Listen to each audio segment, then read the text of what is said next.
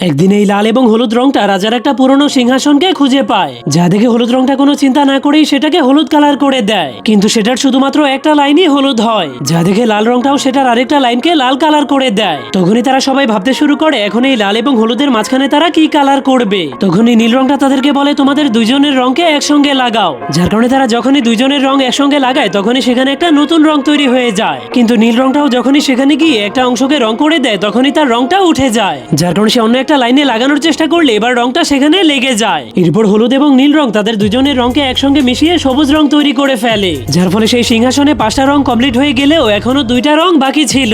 ঠিক তখনই সেখানে ইন্ডিগো এবং বেগুনি কালার চলে আসে। সেখানে এসে তারা বলতে শুরু করে তোমরা এত সুন্দর রংধনু কিভাবে তৈরি করলে, আমরা তো আসল রংধনু জীবনেও দেখিনি। এরপর তারা বাকি থাকা 2টা অংশকেও রং করে দিলে সেই সুন্দর রংধনুটা কমপ্লিট হয়ে যায়। কিন্তু তখনই বেগুনি কালারটা সিংহাসনের পাশে থাকা একটা জাদুময় সুইচকে দেখতে পায়। তখন সে ওই সুইচে চাপ দিলেই সেখানে বিশাল বড় একটা আসল রংধনু তৈরি হয়ে যায়। তো বন্ধুরা, যাওয়ার আগে তুমি কি কখনো আসল রংধনু দেখেছো কিনা তা কমেন্ট করতে ভুলো না।